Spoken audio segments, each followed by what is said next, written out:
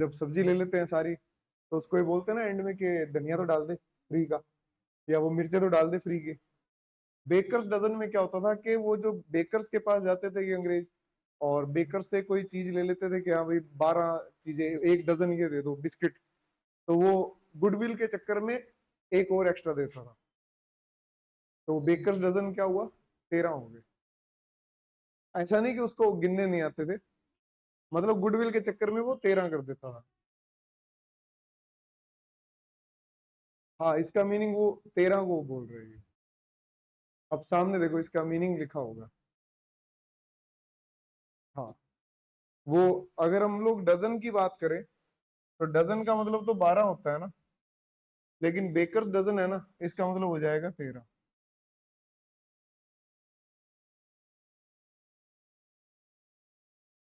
जैसे एक एक ऐसा होता है कि अपने कहते हैं कि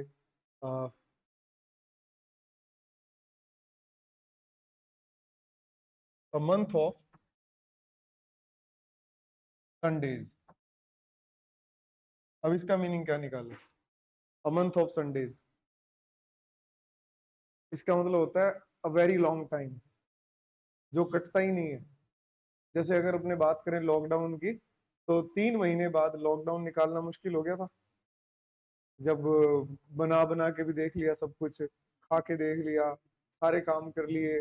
अब अब कुछ नहीं, तो मतलब जब आइडल बैठे होते हैं अपने, तो वो समय निकलता नहीं है। तो मंथ ऑफ संडे का मतलब ये, अब कल संडे है, कल का दिन निकलेगा नहीं, सुबह से शाम होने में बहुत टाइम लगेगा, फिर काम नहीं होगा।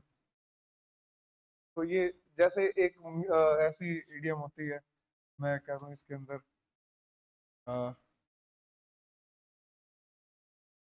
To join the majority. To join the majority का मतलब क्या होगा, मेजोरिटी को ज्वाइन करना, लेकिन इसका मीनिंग क्या होता है। अब इसको अगर अपने ऐसे समझे कि इस दुनिया में वो लोग ज्यादा हैं अभी तक जो जिंदा हैं, या वो लोग ज्यादा हैं जो मर चुके हैं। ऑब्वियसली वो लोग ज्यादा हैं जो मर चुके हैं, कितने करोड़ साल हो गए तब से लेके अब तक, है ना। हाँ, लेकिन वो संख्या में कम है। मेजोरिटी में जैसे मान लो अपने पिछले 2000 साल की भी बात करें, तो पता नहीं कितने लोग मर चुके होंगे। तो ये दो, फिर अगर मैं 20,000 साल पहले की बात करूँ, 2 लाख साल पहले, ऐसे करते करते, तो ज्वाइन द मेजोरिटी का मतलब होता है टू डाई विद ऑनर। बस इसमें ये है कि टू डाई विद ऑनर, ये पूरे सम्मान से मृत्यु को प्राप्त करना। तो ये इडियम्स कुछ इस तरह से याद करनी पड़ती हैं, कहानी बना बना के। हाँ, ये है थोड़ा इसमें।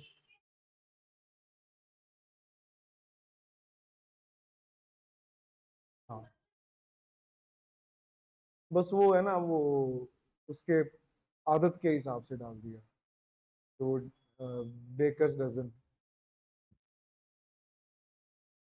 एक जैसे ये भी होता है, मतलब इडियम याद करने के लिए है ना, कई बार ऐसे कहानी सी याद करनी पड़ती है। ये एक वर्ड आता है ना, रेड हेरिंग। अब रेड हेरिंग का मतलब क्या होगा। हेरिंग जो होता है ना, हेरिंग एक मछली का नाम है। पुराने टाइम में क्या होता था कि लोग जब, जैसे आज के टाइम में पेटा वगैरह है, तो वैसे पुराने टाइम में भी लोग होते थे जो चाहते थे कि इनोसेंट जो जानवर है उनको शौक के लिए ना मारा जाए। तो वो लोग क्या करते थे, हेरिंग नाम की मछली को वो सिरके में डुबा के रखते थे 2-3 दिन तक। उसके बाद जब उनके इलाके में कोई शिकार करने आते थे ना, अब जो शिकार करने आएंगे उनके साथ में डॉग भी होंगे, और वो डॉग सूंघ के बताते थे कि भाई किस उस डायरेक्शन में भागते थे जहां पर ये हिरण वगैरह सब होते थे। तो लोग क्या करते थे कि रेड हेरिंग जो मछली होती थी ना, इसको सिरके में डुबा के रखा, और उसके बाद जिस डायरेक्शन में हिरण वगैरह है, उससे कहीं दूर इस मछली को टांग देते थे।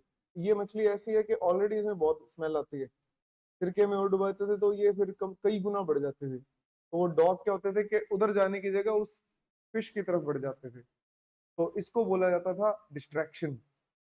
तो रेड हेरिंग का मतलब क्या हुआ, डिस्ट्रैक्शन।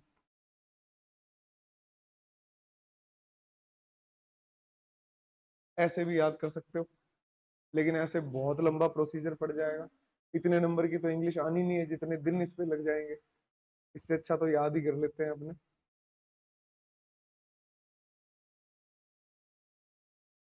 लो भाई, अब अपने आगे बढ़ते हैं। कल बेसिक्स में कहाँ तक हो गया था? ठीक है, अब ये प्रीपोजिशन वाली बात करके अपने आज डिटर्मिनर शुरू कर लेंगे। ठीक है, देखो भाई, मैंने आपको लास्ट ये बताया कि प्रीपोजिशन के बाद में वर्ब की आईएनजी फॉर्म आती है, यहीं तक छोड़ा था ना। अगर प्रीपोजिशन के बाद आप वर्ब का यूज करेंगे तो वो वर्ब की सिर्फ और सिर्फ आईएनजी फॉर्म का यूज किया जाएगा। ठीक है, प्रीपोजिशन के बाद अगर वर्ब का यूज करेंगे तो प्रीपोजिशन प्लस वर्ब की आईएनजी फॉर्म का यूज किया जाता है। इसका एग्जांपल देखो, we are interested in learning this language.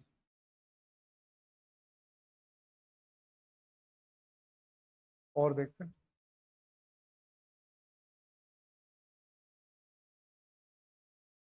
Kindly inform us before going home.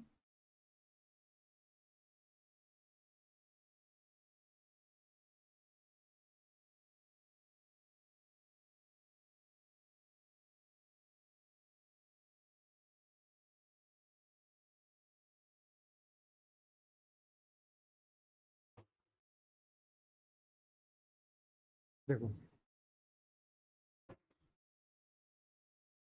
In preposition, इसके बाद में क्या आया? लर्निंग, वर्ब की आईएनजी फॉर्म। ठीक है, बिफोर प्रीपोजिशन, इसके बाद वर्ब की ING form.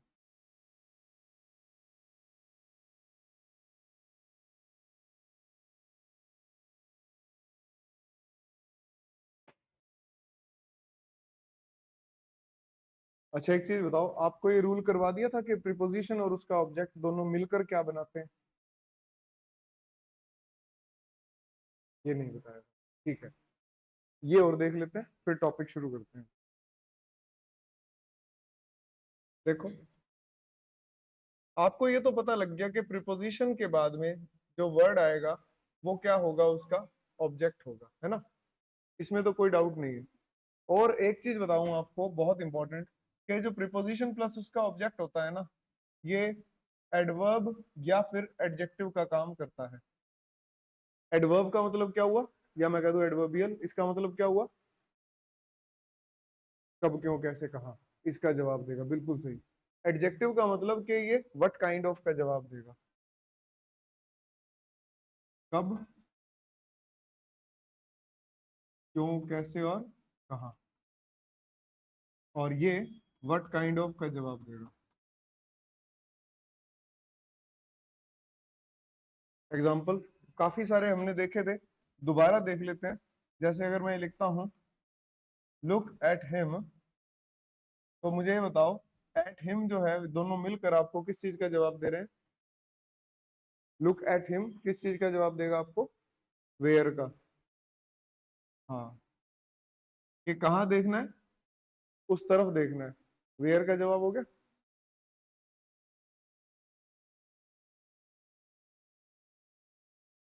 This question is for you. For you किस चीज का जवाब है? बिल्कुल सही, ये वाई का जवाब हो गया। अच्छा, और देखो,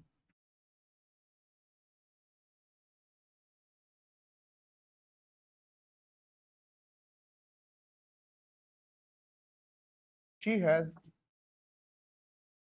solve this with ease. With ease क्या बना? कि उसने ये बड़ी आसानी से सॉल्व कर दिया, with ease.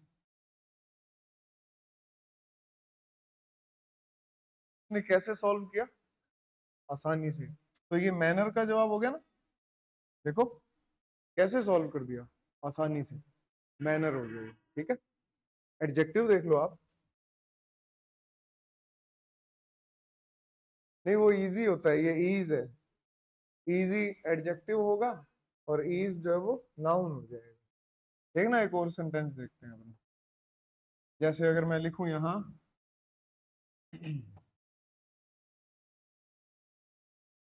The quality of apples is not good.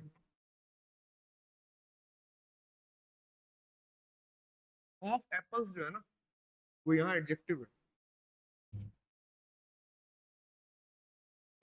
ये एडजेक्टिव है यहाँ पर। क्यों एडजेक्टिव है ये? क्योंकि what kind of quality of apples, what kind of quality, quality of apples, ये बन जाएगा, ये एडजेक्टिव है।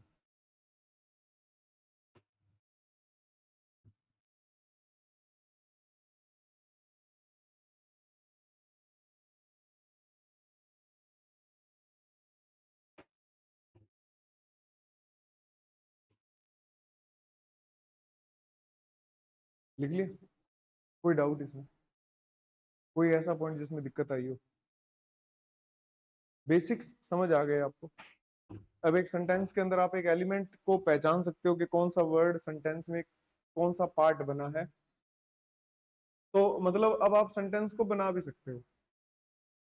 क्योंकि आपके इसमें एग्जाम में ट्रांसलेशन के क्वेश्चंस भी हैं, तो हमें इस बात की जो जरूरत है वो तब पड़ेगी कि आप सेंटेंस के अंदर क्या बनाना चाहते हो और कैसे बनेगा ये। फिर अपने जब अलग अलग टॉपिक्स पढ़ेंगे तो उसके अंदर सीक्वेंस को भी पढ़ेंगे कि ये सीक्वेंस कैसे आएगा और ये सीक्वेंस कैसे आएगा। ठीक है, आगे बढ़ते हैं। अब मैं आपका एक टॉपिक शुरू कर देता हूँ। आपके सिलेबस में डिटर्मिनर एंड आर्टिकल्स लिखा हुआ है ना, सिलेबस है ही आपके पास, आप उसमें देख सकते हो डिटर्मिनर्स एंड आर्टिकल्स और प्रीपोजिशन, मॉडल्स, और ये टॉपिक्स आपके ग्रामर के लिखे हुए हैं। ठीक है, तो डिटर्मिनर्स और आर्टिकल्स असल में एक ही बात है। एक बात क्यों है? क्योंकि वो सब डिटर्मिनर्स के ही पार्ट्स हैं। ठीक है,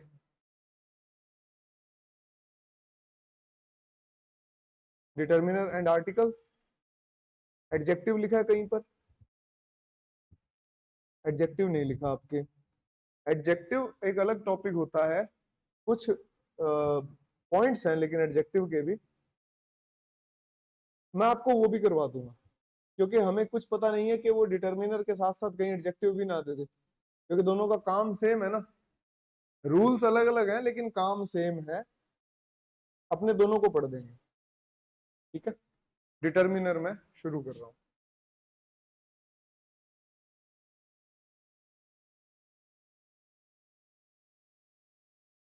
असल में आर्टिकल्स जो है ना, वो डिटर्मिनर का ही एक पार्ट है। आपने मैथमेटिक्स के क्वेश्चंस देखे होंगे, उसमें लिखा होता है डिटरमाइन द वैल्यू ऑफ, ऐसे लिखता है ना। तो वो जो डिटरमाइन है ना, उसी से वर्ड बना डिटर्मिनर। डिटरमाइन से ही वर्ड बन गया डिटर्मिनर। ठीक है,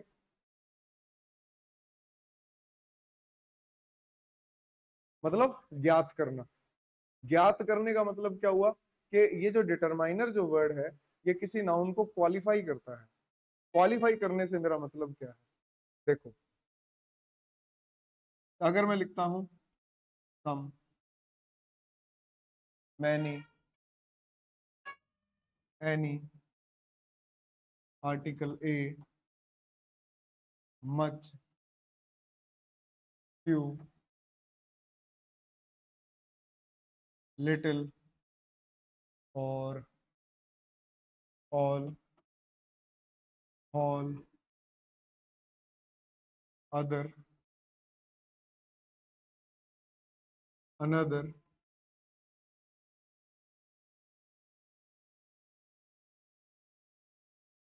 द अदर, ये सब जो वर्ड्स है ना, ए एन द, ये लिख दिया मैंने, और एन और द ये भी लिख देते हैं।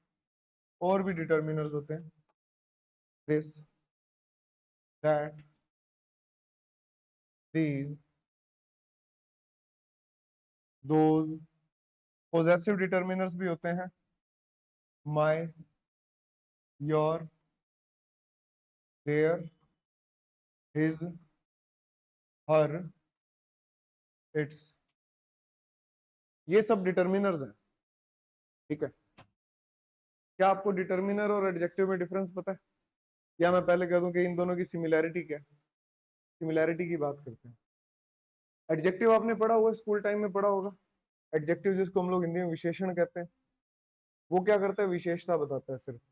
जैसे मैं कह दूं कि ब्लू चेयर, चेयर की स्पेशलिटी क्या है? वो ब्लू है। वुडन डेस्क, वो वुडन हो गया। ऑनेस्ट पर्सन, मान लो ऑनेस्ट हो गया। ठीक है।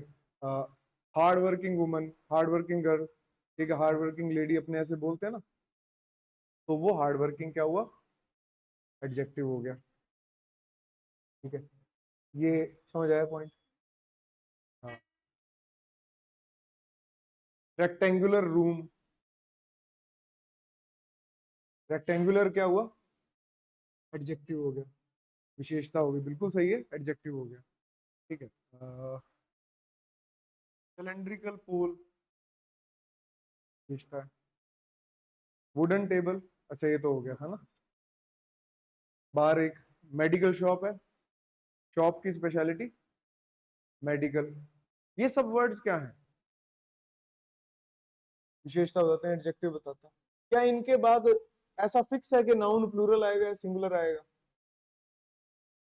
क्या हमेशा ब्लू चेयर ही होगा? ब्लू चेयर्स हो सकता है क्या? ब्लू चेयर्स हो सकता है। अब ये सारी क्या है?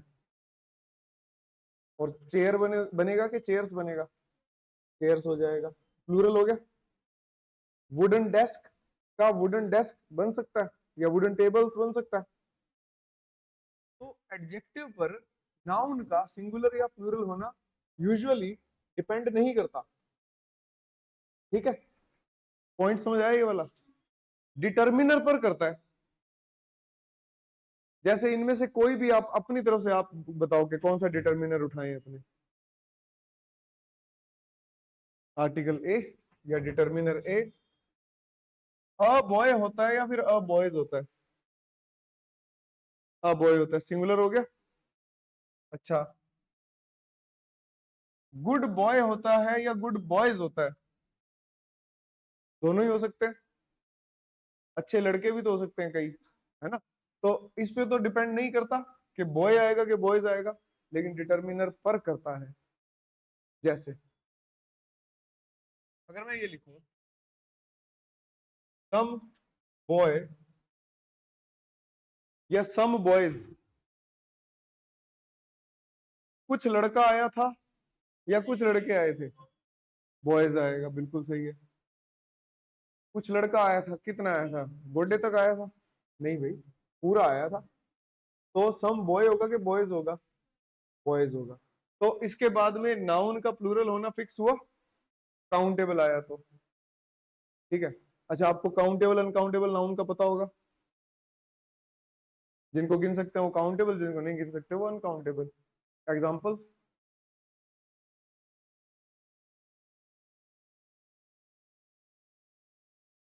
हाँ, ठीक है, क्वांटिटी आ गई उसकी, बिल्कुल सही है। एंगर, ऑनेस्टी, ऑनेस्टी से पहले ए आएगा या एन आएगा? दोनों ही नहीं आएंगे क्योंकि वन काउंटेबल। ठीक है, चलो एक काम करते हैं। डिटर्मिनर्स तो आपने लिख ही लिए, है ना? लिख लिए, अच्छा कोई बात नहीं, आप पहले ना इनको लिख लो। फिर अपने क्या करते हैं, एक बार काउंटेबल और अनकाउंटेबल नाउन में डिफरेंस देख लेते हैं। ठीक है।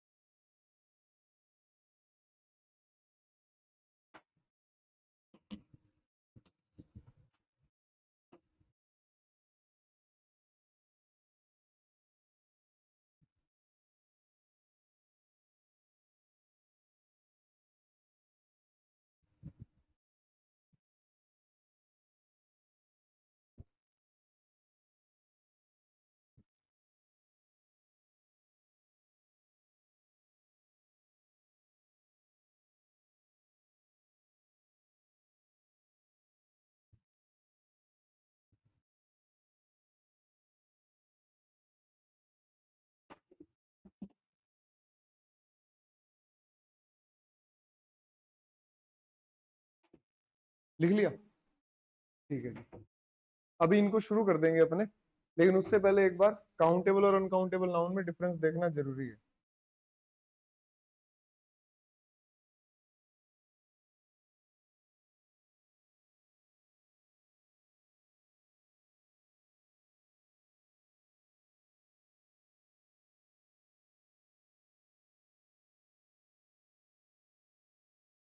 अरे ये हटता कैसे है?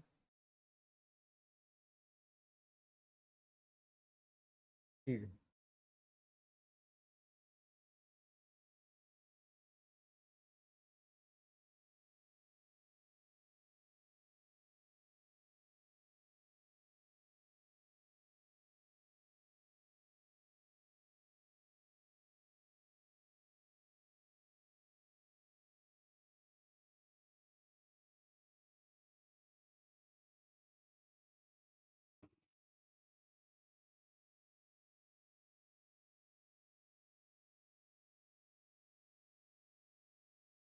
मैं यहाँ पर लिख रहा हूँ काउंटेबल नाउन, और इधर लिख रहा हूँ मैं अनकाउंटेबल नाउन।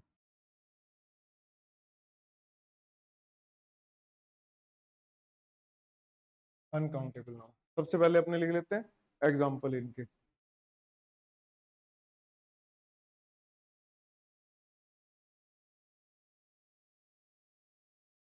देखो पहले सिंपल वाले एग्जांपल लिख देता हूँ मैं। काउंटेबल नाउन कौन से होते हैं और अनकाउंटेबल कौन से होते हैं? काउंटेबल नाउन वो नाउन होंगे, जैसे मैं ये लिख दूं कि बुक,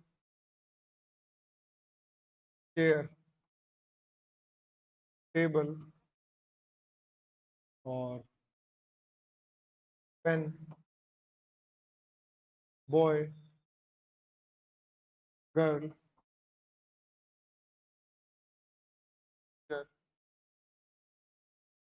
स्टूडेंट,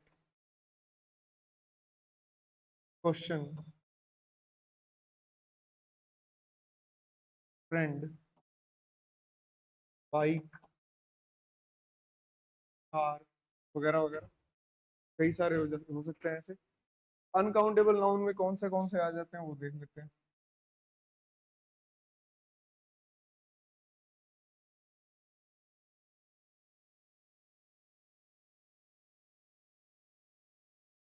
अनकाउंटेबल में आ जाएंगे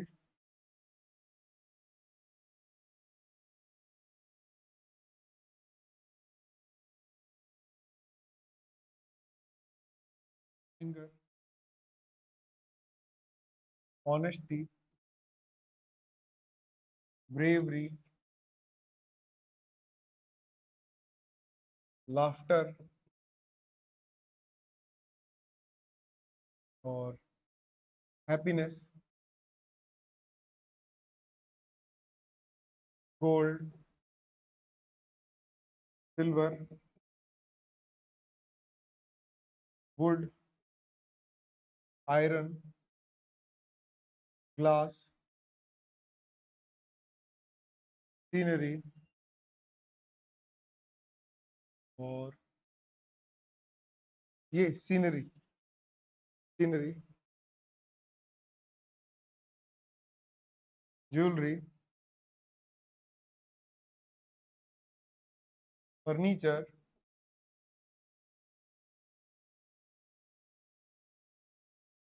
मिस्चीफ, लंच, डिनर, और इस तरह के कई सारे एग्जांपल हैं जो अनकाउंटेबल हैं।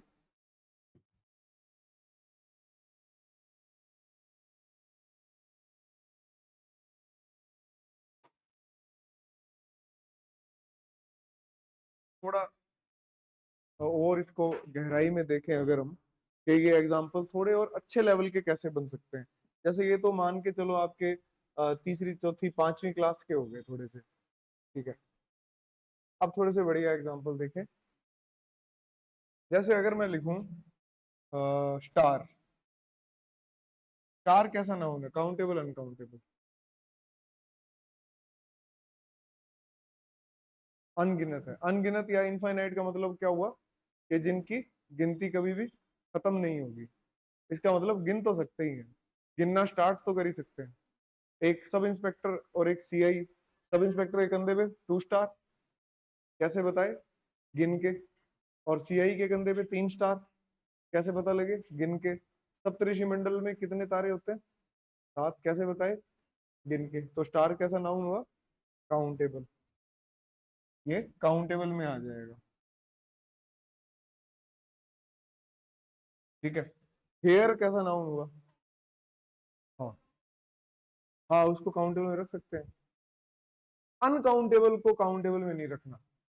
अनकाउंटेबल अलग चीज है। अनकाउंटेबल तो होगा जिसको एक दो बोल ही नहीं सकते। जैसे एक चाय होती है क्या, या एक कप चाय होती है? एक कप चाय होती है, किसे गिना गया? कप ऑफ टी होगा। ठीक है, और टी नहीं होगा कि एक चाय कैसे आएगी? हो ही नहीं सकता। ठीक है। कभी ऐसा हुआ है कि आपने गिन के कहो कि 7-8 हंसियां आ गई, 6 गुस्से आ गए, उसकी 15 की 15 ईमानदारियां खत्म हो गई? ये हो ही नहीं सकता, क्योंकि ये अनकाउंटेबल है ना। अच्छा, ये एक आप बताओ, हेयर, हेयर जो है, हेयर,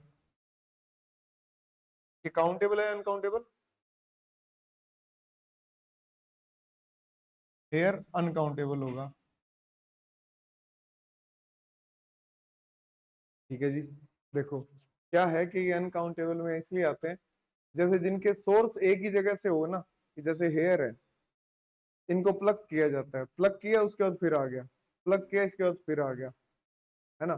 तो मतलब क्या हुआ कि ये एक सोर्स से निकलते हैं, ऐसा माना जाता है कि ये एक सोर्स से, एक ही सोर्स से जब इनके अलग अलग हिस्से निकलते हैं ना, तो उस सोर्स को नहीं गिना जाता। अगर आपने हेयर को गिनना है ना, तो वो हेयर्स नहीं होगा, वो होगा स्ट्रैंड्स ऑफ हेयर। कि जो एक ये टूटा है ना ऐसे, तो वो हेयर नहीं टूटा, वो स्ट्रैंड ऑफ हेयर टूटा है। ठीक है, जैसे पेड़ होता है ना, पेड़ की डालियां निकली होती है, तो उनको अपने, उसको अपने ट्री बोलते हैं, फिर ब्रांच बोलते हैं, वो ब्रांच बोलते हैं अपने उसको। वैसे ही वो हेयर नहीं होगा, स्ट्रैंड ऑफ हेयर होगा। हेयर अनकाउंटेबल होगा। ठीक है जी। पेन, पेन कैसा नाउन है? काउंटेबल। पेंसिल कैसा नाउन हुआ? ये अनकाउंटेबल है। पेंसिल और चौक,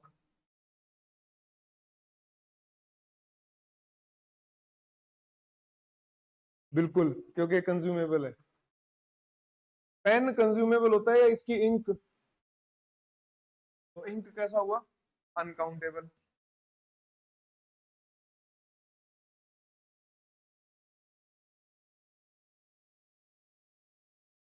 ठीक है। अब बात करते हैं साइंटिफिक टर्म्स की। जो साइंटिफिक टर्म्स हैं, जिनकी यूनिट्स होती हैं, वो अनकाउंटेबल होते हैं। क्यों? क्योंकि उनको गिना नहीं जाता, उनको उस यूनिट में मेजर किया जाता है, मापा जाता है।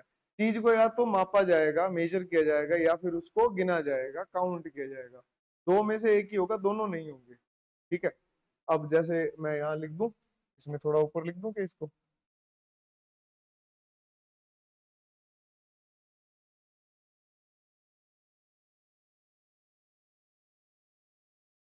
वर्क, डिस्टेंस, मनी, और पावर, फोर्स, ये इस तरह के जो नाउन है, ये कैसे होंगे? ये सब के सब अनकाउंटेबल होंगे। मनी जो होता है ना, असल में ये मनी है, और म्यूजिक है।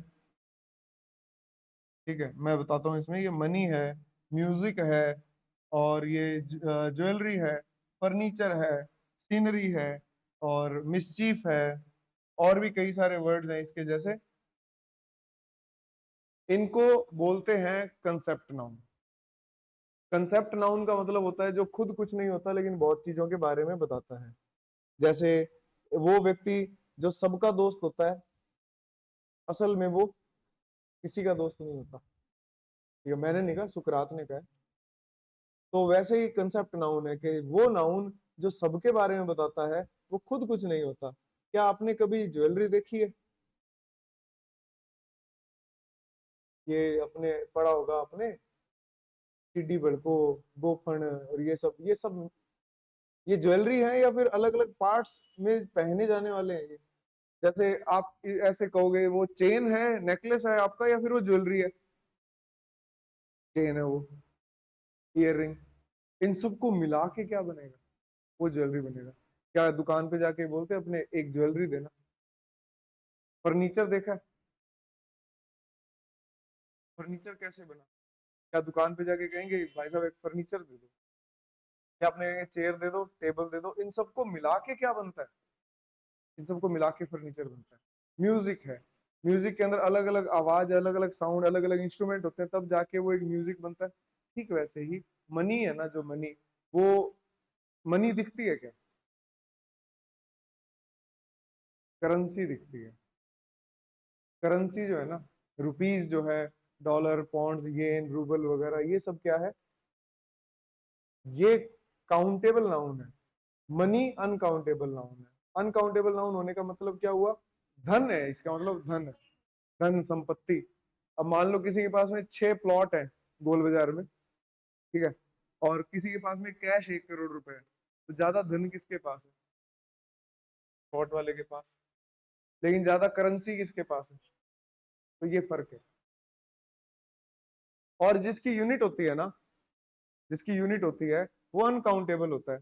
वर्क की यूनिट होती है ना, जूल, और वो जो यूनिट होती है ना, वो खुद काउंटेबल होता है। ये है ना, देखो, अनकाउंटेबल नाउन के अंदर ये एक वैसा अपने जैसे दोस्त होता है जो कहता है कि मत पढ़, कोई एग्जाम में कुछ नहीं आएगा इसमें से, और खुद पढ़ लेता है वो। तो ये वही वाली बात है। इसको तो अनकाउंटेबल बना दिया, लेकिन जो इसकी यूनिट है वो खुद क्या हुई? वो खुद काउंटेबल हो गई।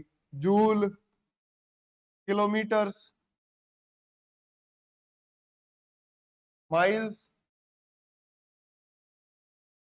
मनी को हम लोग लिखते हैं रुपीज में। पावर, पावर की यूनिट आप लगा सकते हो वाट्स। फोर्स की न्यूटन्स, वगैरह वगैरह, ये सब चीजें। तो ये भी काउंटेबल और अनकाउंटेबल नाउन का एक डिफरेंस हो गया। ये पता लगी चीज? वो वैसे ही लगा दिया मैंने कि ये प्लूरल हो सकता है। जैसे मान लो अपने कह दे, हाँ 15 न्यूटन्स, फिर वो प्लूरल हो गया। कितने न्यूटन हुए? 15। वो न्यूटन्स लिखते हैं वैसे अपने अपने, वो लिख देते हैं कि न्यूटन हो गया ये। वो न्यूटन्स में होता है असल में, क्योंकि ये यूनिट है ना। जैसे एक बात सुनो, किलोमीटर्स होता है, जैसे 1 किलोमीटर होगा कि किलोमीटर्स होगा? एक और दो, प्लूरल हो गया। और डिस्टेंस जो होता है ना, जो दूरी होता है, ये अनकाउंटेबल है। ये प्लूरल हो सकता है क्या? कि कल को मान लो अपने कह दें कि गंगानगर और हनुमानगढ़ के बीच में 60 किलोमीटर की दूरियां हैं, दूरी है, डिस्टेंस है, लेकिन वो 60 किलोमीटर हो गया। ठीक है। अब इन एग्जाम्पल्स में बताओ किसी प्रकार का कोई डाउट? मतलब मैं आपको बताऊं, अभी मैं ये सब चीजें क्यों बता रहा हूं, मैं आपके डिटर्मिनर्स का एक, मैं चाहता हूं कि ऐसी फाउंडेशन तैयार हो जाए डिटर्मिनर की, हर टॉपिक की, कि आपसे किसी भी तरह का कोई भी क्वेश्चन पूछ ले, क्योंकि आपको भी पता है कि एक एक नंबर कीमती है, एक एक नंबर। हम यही चाहते हैं सभी के, आपका एक नंबर भी ना कटे किसी भी क्वेश्चन के अंदर, किसी भी क्वेश्चन के अंदर। तो थोड़ा सा बेसिस पर, बेसिक्स पर ज्यादा फोकस किया जा रहा है। एडवांस लेवल तो फिर पढ़ेंगे ही। मैं सीधा पढ़ा दूं एडवांस लेवल, बेसिक करवाऊंगी ना? तो आप कहोगे कि और तो कुछ बदलो ना बदलो, इंग्लिश वाले को बदल दो। ठीक है, ये हो गए। अच्छा, अब एक चीज देखना, ये काउंटेबल और अनकाउंटेबल में आपको एक और, अब डिटर्मिनर के पॉइंट ऑफ व्यू से बताता हूँ चीजें।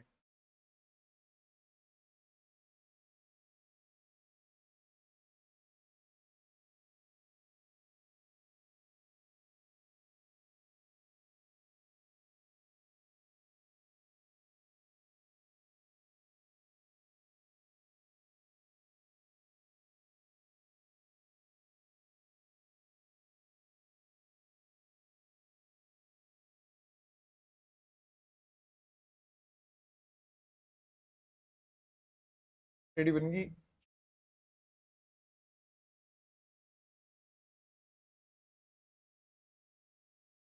देखना,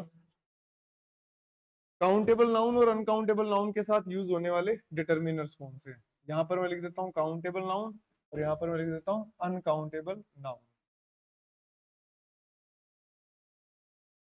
काउंटेबल नाउन के साथ डिटर्मिनर्स दो तरीके से यूज होते हैं। जैसे मैं ऊपर लिख रहा हूँ उसकी एक अलग खास बात है, जो बाद में लिखूंगा उसकी एक अलग खास बात होगी। वो क्यों लिख रहा हूँ वो कारण आपको भी पता लग जाएगा। देखना, ए या एन या एनी या मैनी ए। देखना मैनी ए है, अकेला मैनी नहीं है। मैनी ए का मतलब बहुतों में से कोई एक, ऐसे आप मान सकते हो। ठीक है, और ट्रांसलेशन क्यों नहीं करनी है उसका भी आपको मैं कारण और बताऊंगा। मोर देन वन, और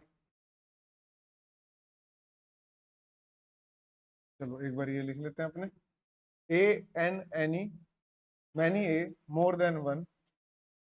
एक तो इनके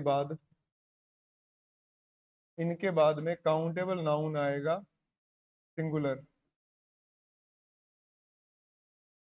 इनके बाद काउंटेबल नाउन आएगा singular.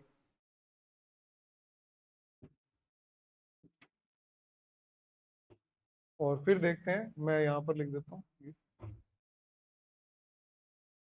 Few, a few, the few, fewer, fewest, some, many, a number of,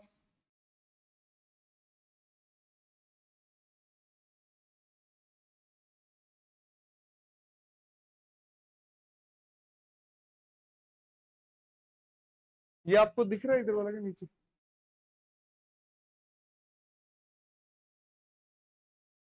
more than to, और भी हैं कई वैसे तो। इनके बाद काउंटेबल नाउन आएगा प्लूरल। ठीक है, ये अ नंबर ऑफ लिखा हुआ है। अ नंबर ऑफ का मीनिंग होता है a lot of.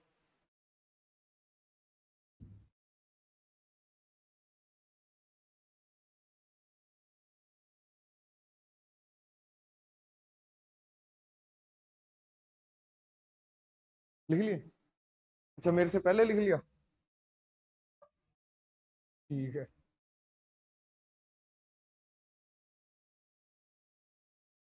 Hmm,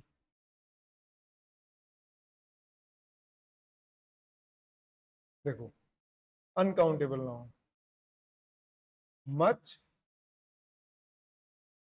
little, less, least, a little, the little,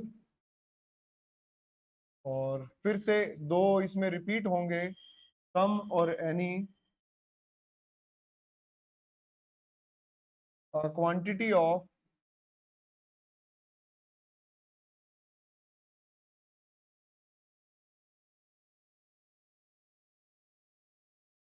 इनके बाद में और भी बहुत होंगे। इनके बाद में अनकाउंटेबल नाउन आएगा। अब अनकाउंटेबल नाउन में लिखने की जरूरत नहीं है कि सिंगुलर आएगा, क्योंकि वो तो होता ही सिंगुलर है। ठीक है, वो सिंगुलर ही होता है, वो प्लूरल नहीं हो सकता कभी भी, क्योंकि उसको गिन ही नहीं सकते। और ये याद रखना कि सिंगुलर और सिंगल में फर्क है। सिंगुलर का मतलब एक वचन, सिंगल का मतलब संख्या में एक। अपने ऐसे बोलते हैं ना, एवरी सिंगल क्वेश्चन। इसका मतलब क्या हुआ? हर एक क्वेश्चन। मैं अगर ये लिख दूं कि लाफ्टर, लाफ्टर सिंगल है कि सिंगुलर है? लाफ्टर, ये सिंगुलर है, तो सिंगुलर हुआ ये। ठीक है, क्योंकि सिंगुलर का मतलब एक वचन। ये ग्रामेटिकल टर्म है।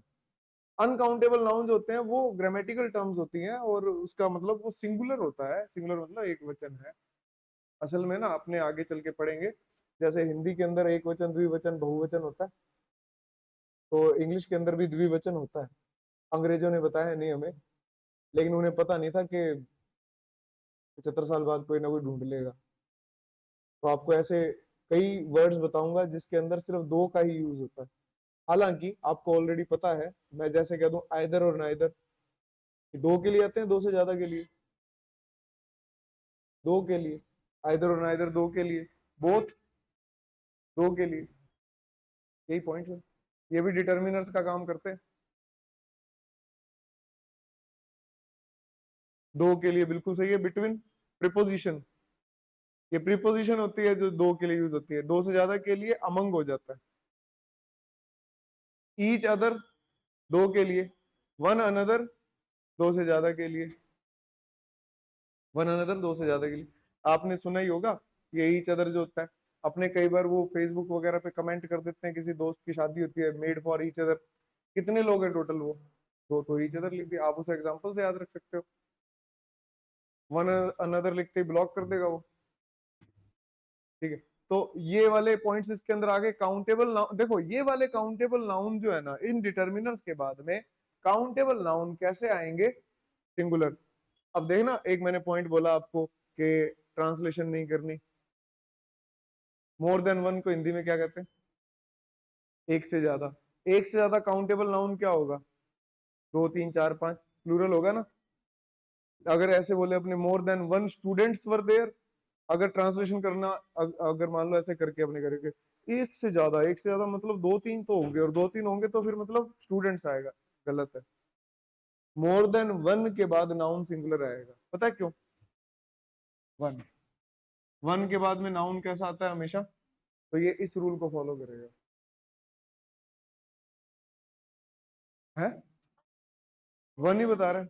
और इसके अकॉर्डिंग ये आएगा, यहाँ पर नाउन कैसा हो जाएगा? सिंगुलर हो जाएगा। ठीक है। ये काउंटेबल अनकाउंटेबल नाउन के लिए यूज होने वाले डिटर्मिनर्स में डिफरेंस, ये याद रहेगा। कोई डाउट यहां तक? राइटिंग के अलावा कोई दिक्कत? बस मैं यही सुनना चाहता हूँ। कोई करता नहीं तारीफ तो मैं ऐसे करवा लेता हूँ। कुछ एग्जाम्पल देख ले। देखो, फिर कल अपने क्या करेंगे, दो दो डिटर्मिनर्स है ना, उनमें डिफरेंस देख के उनको याद करेंगे। जैसे सबसे पहले मान लो सम और एनी, इन दोनों में डिफरेंस क्या है? डिफरेंस के साथ पढ़ लेंगे।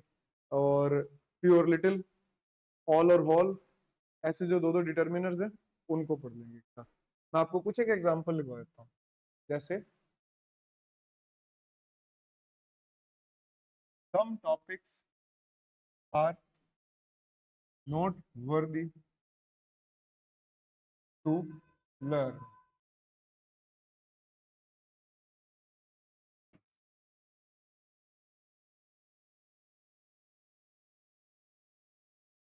We have bought very good care.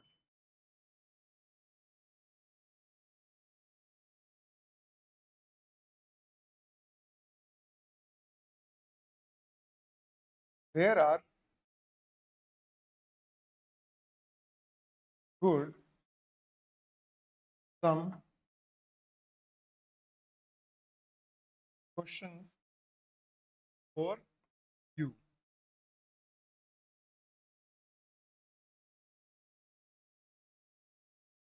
My some books are in the market. इनमें से कुछ सेंटेंस गलत हैं क्योंकि वो डिटर्मिनर के रूल्स को फॉलो नहीं कर रहे हैं। आपने बताना है कौन सा गलत है और कौन सा सही है। कहीं ऐसा तो नहीं है कि सभी सही हैं, कहीं ऐसा तो नहीं है कि सभी गलत हैं, या उपरोक्त सभी।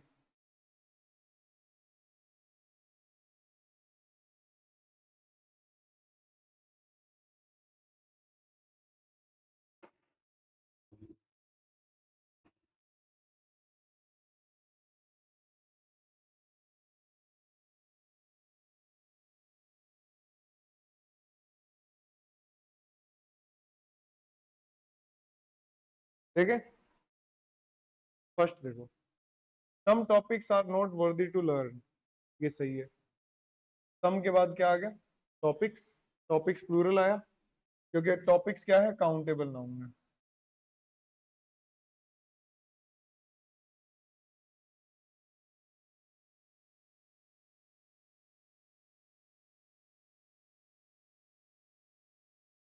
सेकंड देखना, we have bought very good chair.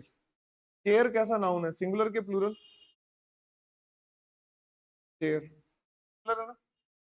तो है ना, ये जो सिंगुलर काउंटेबल नाउन जो होता है, सिंगुलर काउंटेबल नाउन बिना डिटर्मिनर के नहीं आता। आप एडजेक्टिव चाहे 10 लगा दो, इसके साथ 50 लगा दो, 100 लगा दो, अगर सिंगुलर काउंटेबल नाउन के साथ उसका डिटर्मिनर नहीं आया तो वो सेंटेंस गलत है। तो आपको यहां लिखना पड़ेगा, we have bought a very good chair. पहला रूल समझ आया ये वाला? सिंगुलर काउंटेबल नाउन के साथ उसका डिटर्मिनर जरूर आएगा। ये जो मैं रूल्स बता रहा हूं बहुत ज्यादा इंपॉर्टेंट है। थर्ड देखें, there are good some questions for you. ये तो आप वैसे ही बता दोगे। क्वेश्चन कैसा है? सिंगुलर के प्लूरल? प्लूरल है ना। तो अगर एक नाउन के लिए एडजेक्टिव और डिटर्मिनर दोनों आए तो पहले हमेशा, बिल्कुल सही है, ऐसा ही होगा। Some good questions. देखो डिटर्मिनर्स होते हैं ना, वो गिने चुने हैं, और एडजेक्टिव है बहुत सारे। तो हम लाइफ में किसको प्रायोरिटी देते हैं? जो गिने चुने हैं वो, या बहुत सारे हैं वो? गिने चुने हैं। तो डिटर्मिनर्स गिने चुने हैं ना, तो इनको पहले रखो, एडजेक्टिव को इसके बाद रखो। और है ना, नाउन का सिंगुलर होना, प्लूरल होना, काउंटेबल अनकाउंटेबल होना, वो डिटर्मिनर पर डिपेंड करता है। अगर मैं सम की जगह आर्टिकल ए लगा देता तो क्वेश्चंस का क्या हो जाता? क्वेश्चन हो जाता। ठीक है, अगर मैं सम की जगह आर्टिकल ए लगा दूं तो क्या क्वेश्चन हो जाए? क्वेश्चंस रहेगा, क्वेश्चन हो जाएगा, सिंगुलर हो जाएगा। ठीक है, तो ये सीक्वेंस का रूल हो गया। सीक्वेंस क्या रहेगा? Determiner, noun, determiner, adjective, noun. पहले कौन आएगा? डिटर्मिनर, फिर आता है एडजेक्टिव, और फिर आता है नाउन। ये सीक्वेंस रहता है। समझ आया ये वाला? अच्छा, इससे पहले क्या रूल बताया? सिंगुलर काउंटेबल नाउन से पहले क्या आएगा? डिटर्मिनर आएगा। और सीक्वेंस क्या रहेगा? डिटर्मिनर, फिर एडजेक्टिव, और फिर नाउन। ये याद रहेगा। लास्ट देखना, my some books are in the market.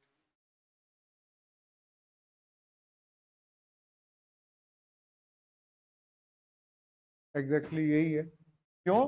क्योंकि किसी एक नाउन के लिए दो या दो से ज्यादा डिटर्मिनर्स एक साथ नहीं आ सकते, एक ही डिटर्मिनर आता है। तो ये भी डिटर्मिनर, ये भी डिटर्मिनर, दो डिटर्मिनर नहीं आ सकते, तो हम इसको क्या बना देंगे? सम ऑफ माई बुक्स, ये बन जाएगा। दो डिटर्मिनर्स एक साथ नहीं आ सकते। एक पॉइंट आप चाहो तो स्टार लगा के वैसे लिख सकते हो। डिटर्मिनर पर नाउन का सिंगुलर, प्लूरल, काउंटेबल, अनकाउंटेबल होना डिपेंड करता है, डिपेंड करता है। ठीक है, अब ये डिटर्मिनर की एक शुरुआत हो गई अपनी, इसको फिर हम अब आगे बढ़ाएंगे। ठीक है जी, जितना करवाया वो पढ़ के आना, और डाउट्स जरूर पूछने आते ही। सबसे पहले डाउट्स, उसके बाद आगे की क्लास होगी। ठीक है।